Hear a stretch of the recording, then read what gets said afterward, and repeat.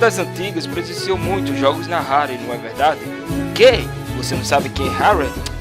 Nem se preocupe, ela não é ninguém importante, só foi responsável por criar jogos como Donkey Kong Country, GoldenEye 007, Banjo-Kazooie, Conker, Killing Instinct e também o Perfect Dark. Deu pra notar o quanto foda essa empresa é, certo?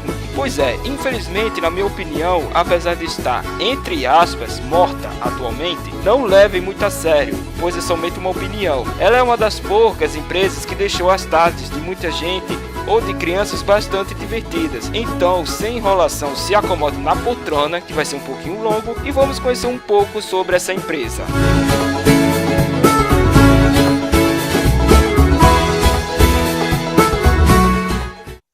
Tudo começa em 1982, época de grandes revoluções nos videogames, com a fundação da EA, que é Electronic Arts, e Lucasfilm.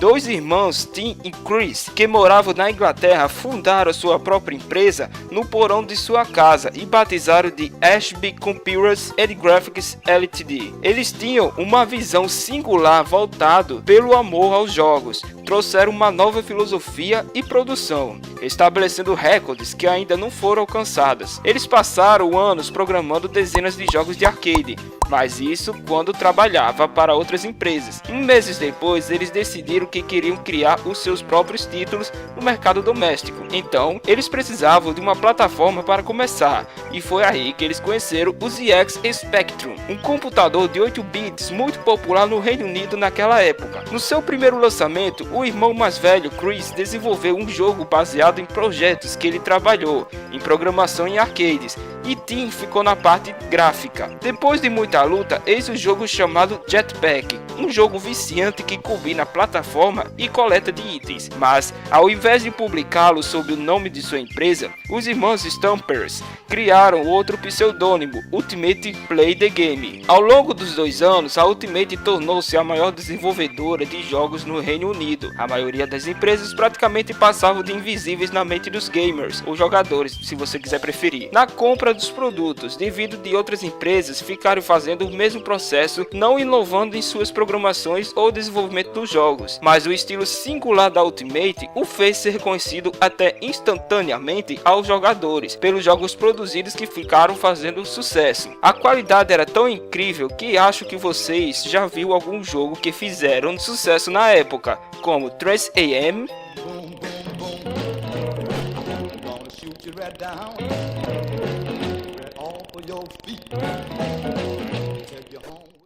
Sabrewulf,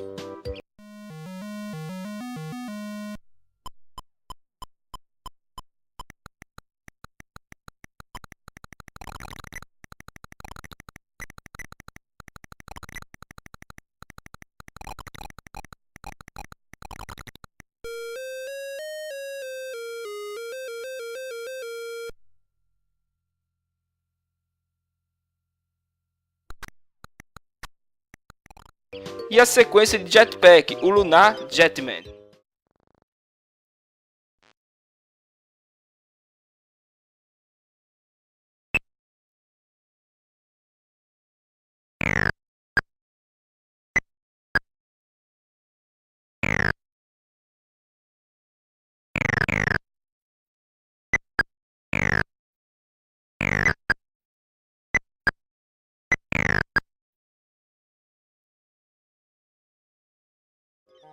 Ficou para sempre na memória de quem jogou na época, mas com tanto sucesso teve também a revolta dos fãs com os irmãos. O principal motivo é devido de que eles não participam em nenhum tipo de conferência e muito menos em dar entrevistas, ou seja, eles simplesmente não tinham interesse de virar estrelas, além de que eles trabalhavam 18 horas por dia e praticamente a semana toda, inclusive o domingo. Já ficou cansado só de escutar isso, não é verdade?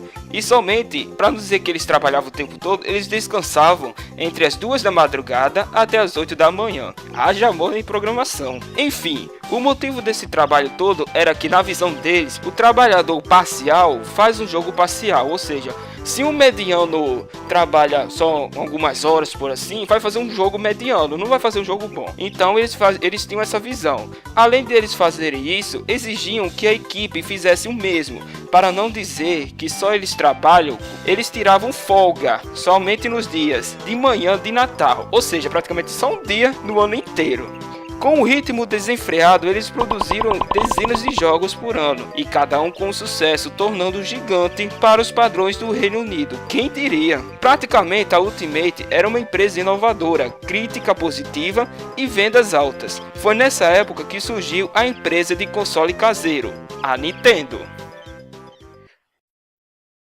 Chegou em 1985 e os irmãos Stampers tinham a maior desenvolvedora de games no Reino Unido. Com a franquia do computador ZX Spectrum, o que eles fizeram depois? Não muita coisa diferente. Eles simplesmente vendeu a sua empresa para US Gold e deixou de lado o Spectrum. Será que é o fim? Claro que não. Antes de eles venderem, no ano anterior, em 1984, eles tinham dado a sua primeira visão de oportunidade, começando para a empresa japonesa com seu produto novo, o Nintendo Famicom, ou como chamamos, Nintendinho, e viram o grande potencial que ele tinha. Mesmo tendo o cronograma com a Ultimate, eles viram que o ZX com o tempo ia parar em um beco sem saída. Então eles rapidamente formaram uma subdivisão especial com a Ashby Computers and Graphics, com o intuito de trabalhar com o Famicom e acessar os códigos que o console possui para cada jogo. Apesar disso, eles tinham muito que aprender e descobrir os códigos para desenvolver os jogos para a plataforma da Nintendo, que ainda demoraria um ano para chegar ao Reino Unido. Nesse processo da subdivisão, eles decidiram colocar um codinome na empresa que vocês já conhecem, a Harry, sem o Harry. De volta ao ano 85, com a Ultimate vendida, os irmãos Stampers tinham alguns jogos prontos. Foram mostrar ao presidente da Nintendo, Hiroshi Yamauchi, fica na cidade de Kyoto, no Japão, e apresentou aos executivos da Nintendo como prova do que eles poderiam demonstrar ao console. Nenhuma empresa no ocidente havia tentado algo parecido, e a Nintendo respondeu algo igualmente único, e deu para os Stampers um orçamento limitado de produzir quantos jogos eles quisessem. A partir disso, é considerado os irmãos oficialmente desenvolvedores da Nintendo.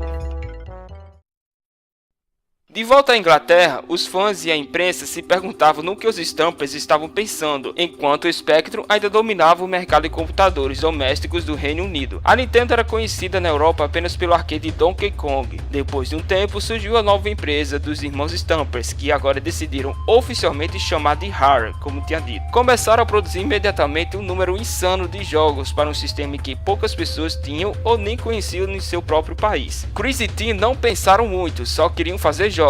Foi então que a empresa deles entrou no negócio de jogos licenciados e lançou títulos como Nightmare on Elm Street, um jogo baseado no filme A Hora do Pesadelo. Um jogo consiste em ser de plataforma em que o jogador luta durante o seu caminho através das partes diferentes da rua Elm.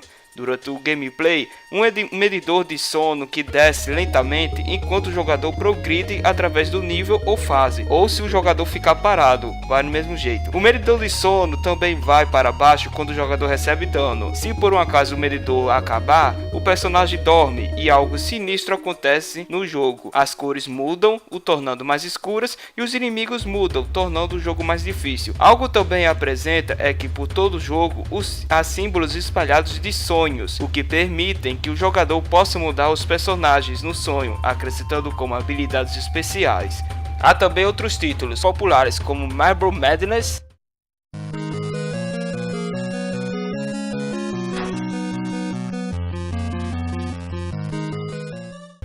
Narc,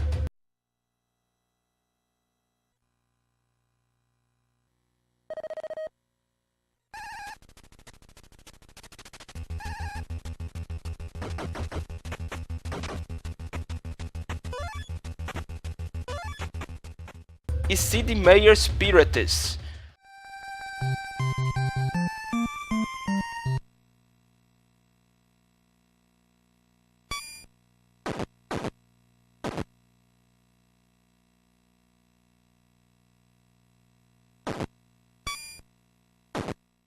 Com o desempenho deles, entraram também no mercado portátil, produzindo jogos para o recém-lançado Game Boy. Ao todo, os jogos, menos da metade de sua produção, foram ideias originais. Alguns jogos, como a trilogia Wizards e Warriors, Feiticeiros e Guerreiros e Solar Jetman Hunt for the Golden Warship, produziu em parceria com a Zippo Games, um estúdio que trabalhava frequentemente com os Stampers e que foi comprado por eles um tempo depois. Teve também o jogo popular Battletoads, que era inspirado nas Tartarugas Ninjas. Cada fase do jogo tem uma jogabilidade diferente, há vários níveis em 3D e também o tradicional 2D, em que o jogador avança derrotando inimigos e obstáculos. Algo também bastante conhecido nesse jogo é que ele é bastante desafiante, um dos jogos mais conhecidos pela sua brutal dificuldade e mortes rápidas. Tudo isso pela combinação de níveis de corrida de alta velocidade, apresentando altos obstáculos e monstros que podem matar instantaneamente o personagem. Ele requer uma grande dose de habilidade, prática nos dedos e principalmente memorizar a sequência dos obstáculos e acrescentando uma dose pequena de nada de sorte do jogador. Quem for tentar depois que eu falei aqui, boa sorte, você vai precisar. Antes de começar a voltar a história, uma dica para as criançadas de hoje em dia. Se por um acaso vocês pensam que se acham foda só por estar jogando Battlefield Call of Duty ou qualquer jogo hardcore, quero ver se você consegue jogar esse jogo na minha frente. Então, voltando à história, o que mais poderia acontecer a Harry? Bom, provavelmente estava caindo. Eles continuaram a produzir ótimos jogos, mas nada espetacular ou inovador. Foi então em que em 91, como os irmãos haviam previsto, a Nintendo já tinha conquistado o Japão e a América do Norte, fazendo com que todos esses pequenos jogos se transformassem em muito dinheiro para a empresa. A Harry produziu cerca de 60 jogos para o NES e Game Boy em apenas 5 anos, haja jogo. Sem falar que um punhado de outros jogos para o Mega Drive e Game Gear. Isso pode achar estranho, porque quem manja antigamente, a Nintendo era a rival com a Sega.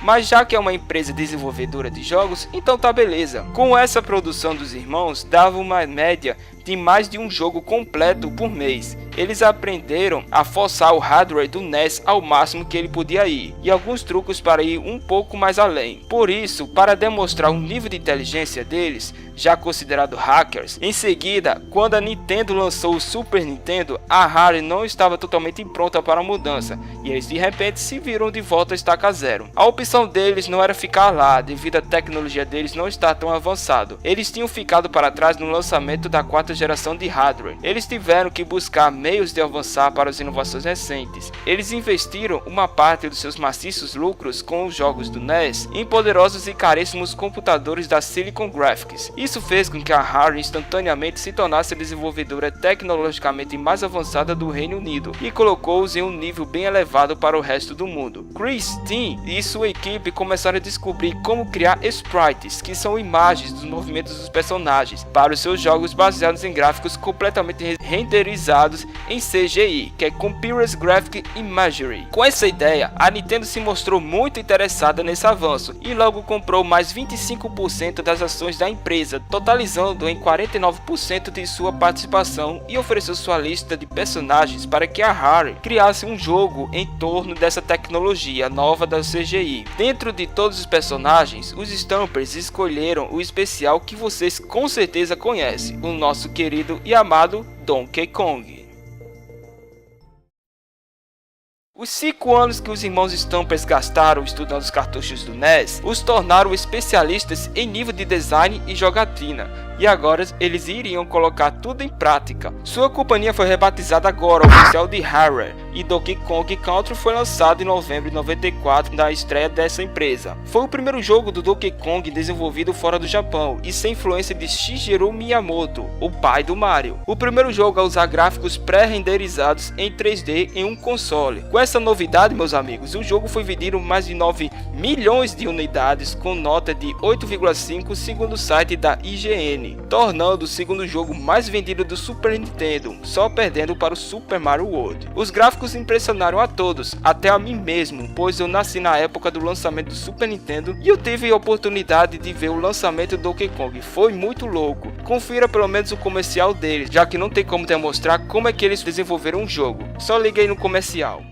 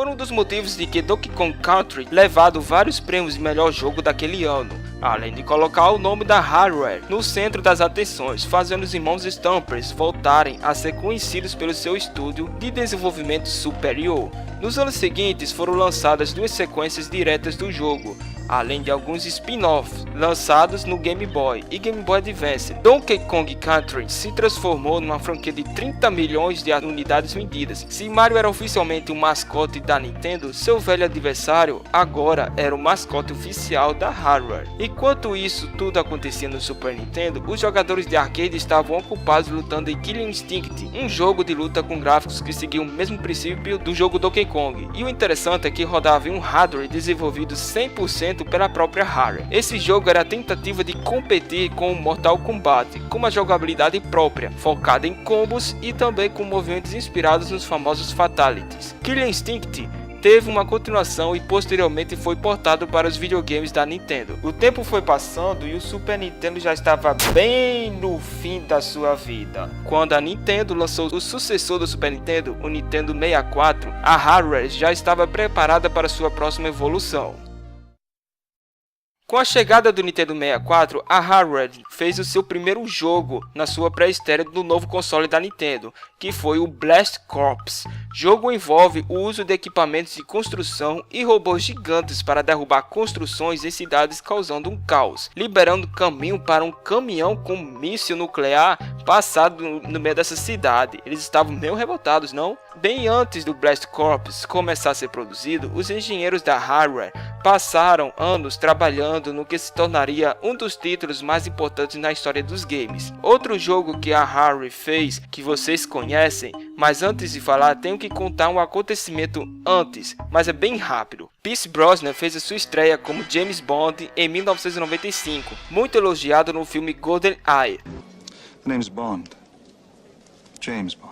A Nintendo, aproveitando o destaque, adquiriu os direitos para fazer um jogo baseado no filme. Ela entregou a responsabilidade na mão dos Stampers, que ficaram sem saber exatamente o que fazer, já que o estilo de James Bond não se encaixava muito bem na imagem familiar do Nintendo 64. O desenvolvimento começou com o Shooter on Rails para o Super Nintendo, onde o personagem se movimenta sozinho e o tiro é controlado pelo jogador. O exemplo para demonstrar como é o estilo do jogo é esse que vocês estão vendo aí no vídeo, o exemplo do jogo Yoshi Safari, que segue o mesmo princípio que eu estava citando. Mas continuando, depois o projeto foi transferido para o Nintendo 64, com os maiores recursos que o console conseguia trazer. A Rare abandonou a ideia de um jogo on rails e fez um jogo de tiro em 3D com movimentação totalmente livre. A equipe de design, em grande parte inexperiente, liderada por Hollis e David Duke, ainda trabalhava um número insano de horas, mas teve serviço focado para fazer um único jogo. Depois de 3 anos do lançamento do filme, o jogo GoldenEye 007 foi lançado e foi considerado uma revolução. Tornou-se o único FPS de console da época que realmente funcionava bem o controle. 1 em cada 4 donos de Nintendo 64 tinham sua cópia do jogo. A Rare foi nomeada a melhor desenvolvedora do Reino Unido pelo BAFTA,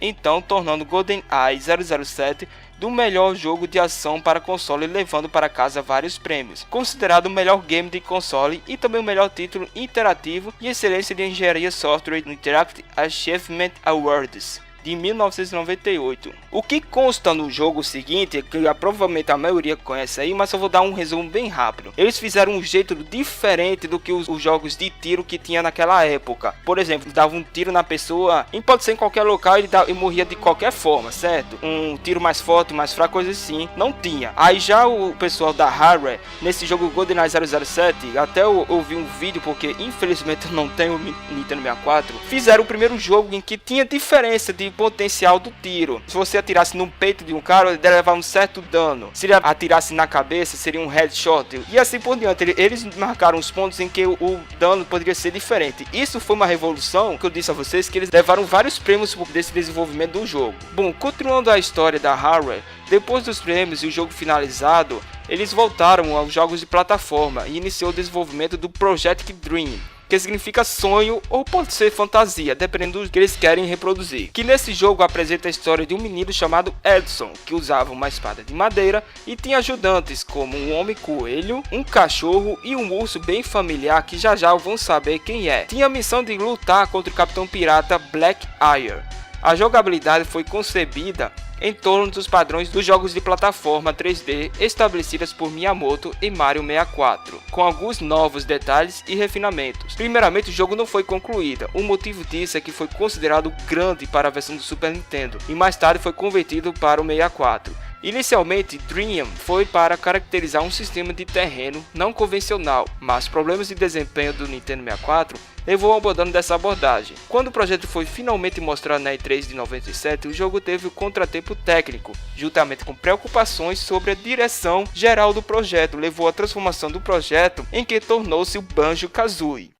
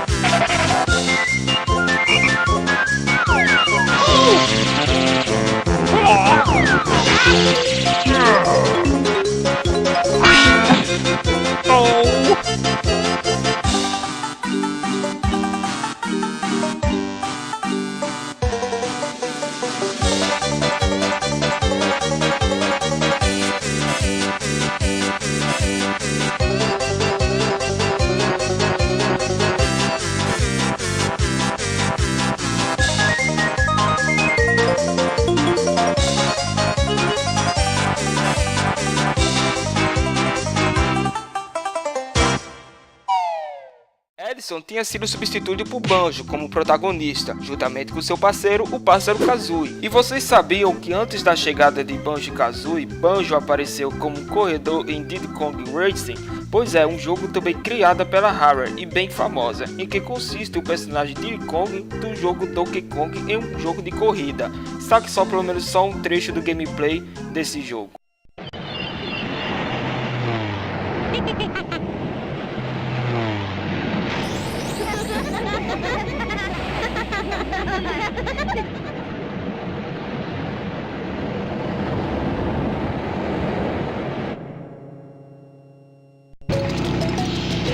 Diddy Kong Racing! Race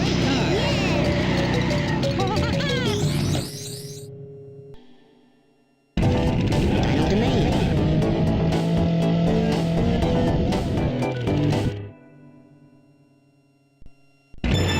Ancient Lake.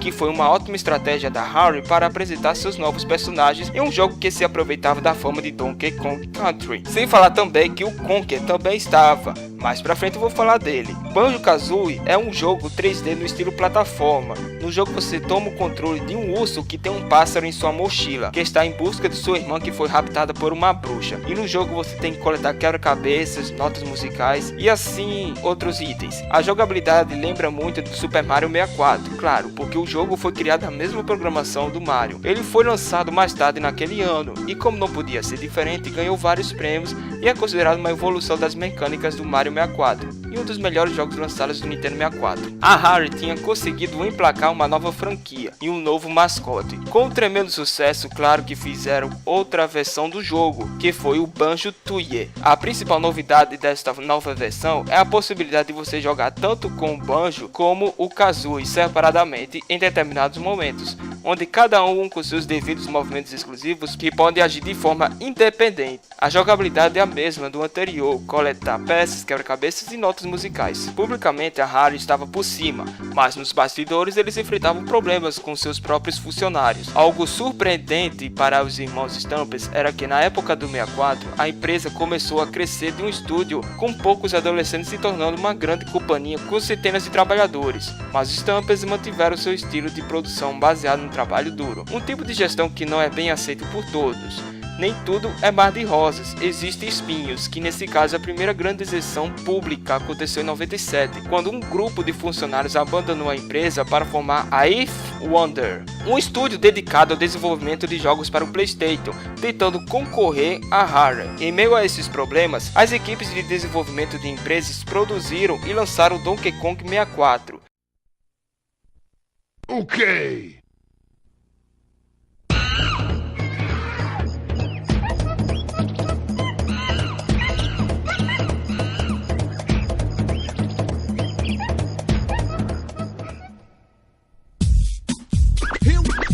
Here we go. Performing for you. If you know the words, you can join in too. Put your hands together if you wanna clap. As we take you through this monkey rap. Neste jogo temos o retorno de Donkey Kong e Diddy Kong, contando com a participação de mais 3 personagens totalmente novos. O Lanky Kong, um orangotango que pode usar seus longos braços para ativar botões distantes e andar usando as mãos. Também pode se transformar em um engarde, que coisa não? Tiny Kong, irmã mais nova de Dixie Kong. Ela consegue usar o cabelo para que ela possa planar no ar e também tem o poder de encolher. Chunky Kong, o irmão mais velho de Kiddy Kong. É um imenso gorila, mas é um grande medroso. O jogo revolucionou nos gráficos, sendo o primeiro jogo do Nintendo 64, onde um expansor de memória que é necessário para jogar no jogo do Donkey Kong, pois ele possibilita aumentar a capacidade de até 4 MB da memória RAM do videogame. O jogo é muito bom e, além de ser muito grande, necessitando desse acessório que eu acabei de citar, teve uns problemas dele que eu achei que é o backtracking, que significa retorno. Ou seja, quem jogou sabe do que eu estou falando. Quem não jogou, como eu, é um defeito de repetição de fase. Ou seja, ir a fase novamente sem nenhuma mudança. Ou seja, tudo repetido em todas as vezes que você for fazer. Porque é o seguinte, se você quer tentar jogar esse jogo e zerar 100%, você tem que utilizar cada Kong em cada fase. Ou seja, se existem 5 macacos e você cada uma deles na mesma fase, e a fase não tem nenhum tipo de alteração, ou seja, é sempre o mesmo caminho para você seguir, coisa assim, chegar a isso torna muito cansativo. Posteriormente, as atenções das equipes de produção se voltaram para a produção de um novo FPS da empresa, desenvolvido na mesma de GoldenEye. Os Stampers haviam rejeitado a ideia de trabalhar em um outro jogo que envolve o 007, preferindo trabalhar como original e sem influência do James Bond. Hollis e Doug se inspiraram em Philip K. Dick em sua obra famosa Ghost in the Shell para criar sua espiã Joanna Dark no jogo Perfect Dark.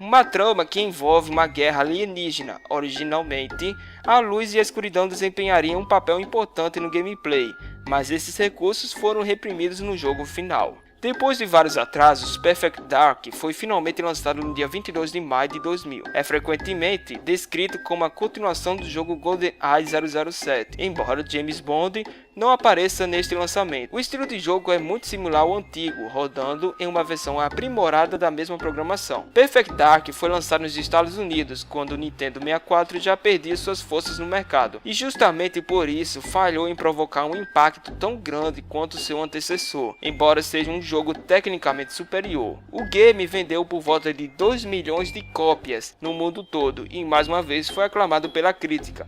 Depois desse lançamento, infelizmente, houve mais uma vez abandonamento dos funcionários da empresa.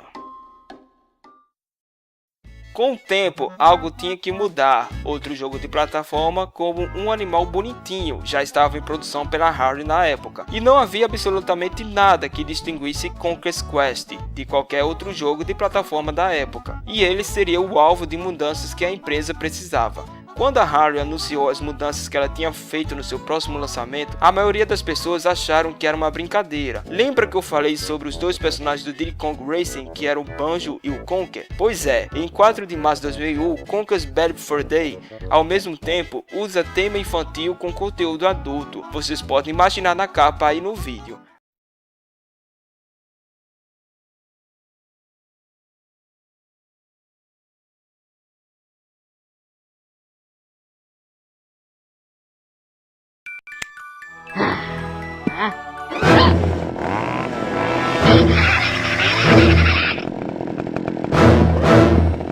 Stupid logo.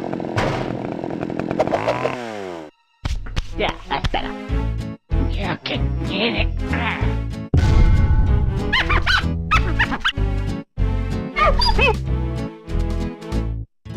Marvelous. A diferença é que tira o sarro das fórmulas dos jogos de plataforma 3D tradicionais de maneira genial. Ele corrigiu muitos erros de backtracking que assolaram Donkey Kong 64, como tinha citado, e trouxe humor trash no estilo de South Park e referências à cultura pop de uma forma jamais vista em um jogo de videogame, com que se beneficiou dos anos de experiência da Rare do Nintendo 64 e trouxe gráficos inacreditáveis para o console, conseguindo superar tecnicamente seu último jogo, o Perfect Dark, lançado um ano antes. Os diálogos totalmente hilariantes e politicamente incorretos empurraram os limites, tornando o jogo somente acessível para maiores de 18 anos, só para ter ideia da censura que o jogo apresenta. Ambos os meios de armazenamento e de bom gosto, levando os críticos à loucura. Não é de se surpreender que Conker não tenha agradado a Nintendo. Ela praticamente renegou o jogo, nunca colocando em suas listas, devido que a Nintendo ela é uma empresa em que produz os jogos para todas as idades, tanto infantil como adulto. Conker ficou fora da corrente principal, além de pela falta de divulgação e por ter chegado já no fim do ciclo da vida do 64. Hoje em dia é raro encontrar este jogo. Se encontrar um site ou coisa assim de venda, pode ter certeza que barato não é uma das opções. Em 2000, a Microsoft começou a investir para ter os Stampers trabalhando em jogos para seu primeiro console, o Xbox. Em setembro de 2000, em seu último jogo com a franquia da Nintendo, a Rare fez o Star Fox Adventures, lançado exclusivamente para o Nintendo GameCube, que chegou às lojas, que conta a história de Fox em sua aventura em um planeta, bem diferente dos seus jogos anteriores, gerando uma crítica negativa por não envolver aventuras pelo espaço, mesmo em alguma parte do jogo apresentar ele no espaço. Os Stampers e a Nintendo venderam suas partes da empresa, que combinados custaram para a Microsoft 377 milhões de dólares, com direito à produção de todas as franquias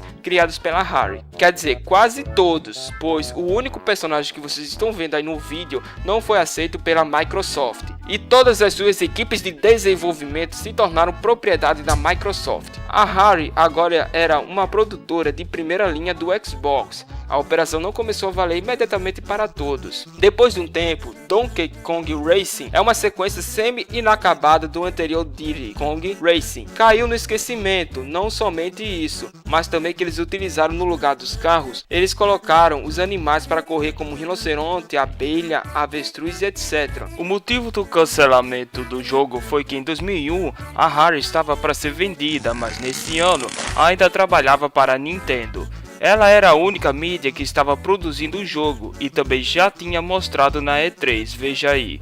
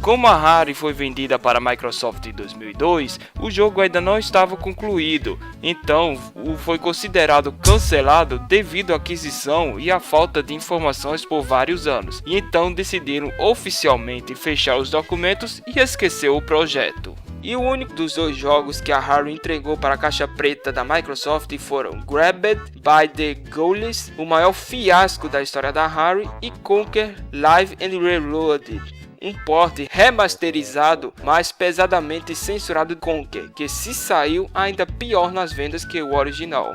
Enquanto isso, a Rare ainda lançou jogos como Banjo-Kazooie, Grunty's Revenge e Sabre Wulf para o Game Boy Advance. Apesar de ser uma novata integral da Microsoft, a maior parte da agenda de desenvolvimento da Rare voltou-se para as plataformas móveis da Nintendo. A Microsoft permitiu isso, eles não eram concorrentes no mercado de portáteis, e ela ganhava dinheiro com os jogos da mesma forma. Mas aí chegou 2005 e a Microsoft precisava de 100% dos esforços da hardware no desenvolvimento para o seu novo console que estava chegando.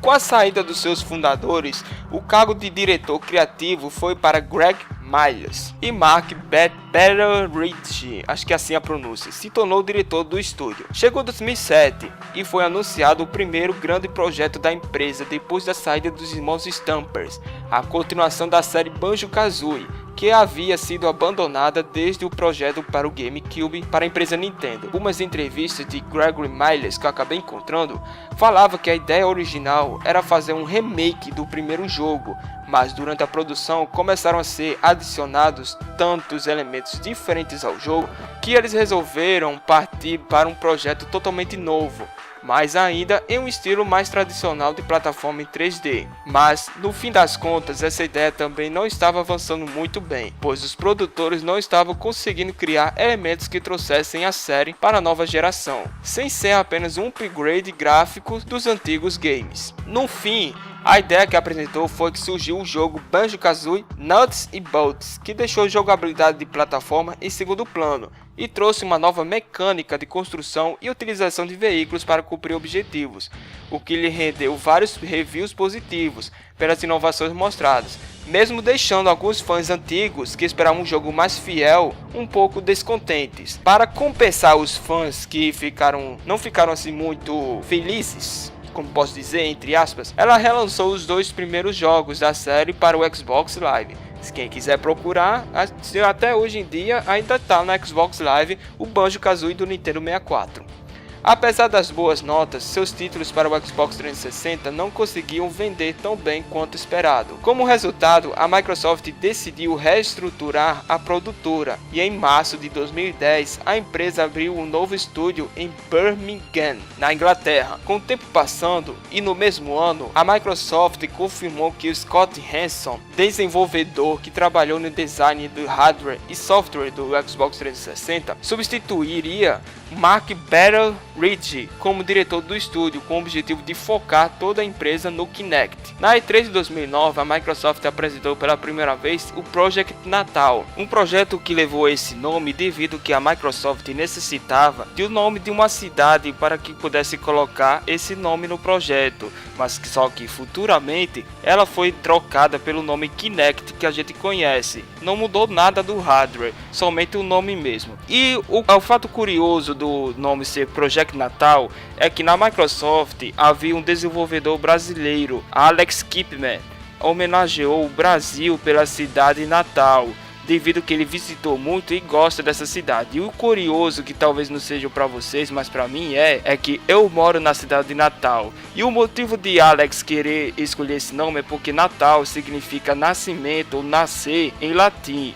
E com isso, para demonstrar o novo tipo de nascimento de hardware de jogabilidade para o Xbox, que é o Kinect hoje em dia, que era só para concorrer com os controles do movimento do Nintendo Wii. Como era o nascimento, o nome se encaixou perfeitamente, por isso que se tornou Project Natal. Depois de uma campanha de marketing de 500 milhões de dólares, haja dinheiro, o Kinect foi finalmente lançado em novembro de 2010. A Rare desenvolveu para o seu periférico o jogo Kinect Sports, uma série de minigames baseados em spots que demonstram as capacidades da câmera. Nos 2 primeiros meses de seu lançamento, o Kinect vendeu cerca de 8 milhões de unidades, se tornando o dispositivo eletrônico vendido mais rapidamente da história. Depois de tantos anos de pouco retorno para a Microsoft, a Rare finalmente trouxe o que eles queriam.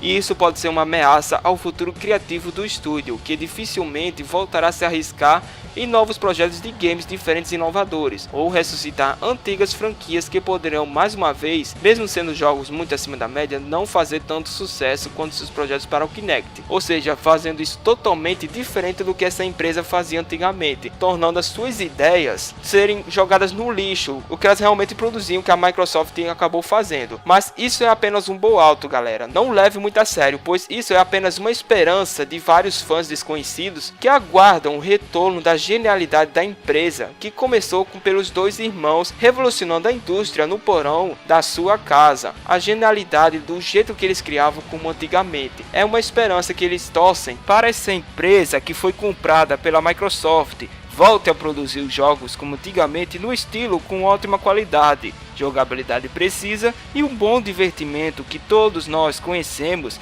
pela arte feita dos irmãos Stampers.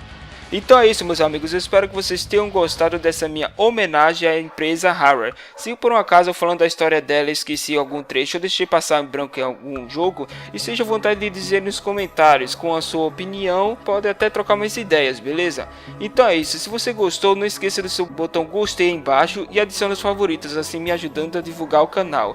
Não é inscrito e você é a primeira vez que visitou, sejam muito bem-vindos e se inscreva.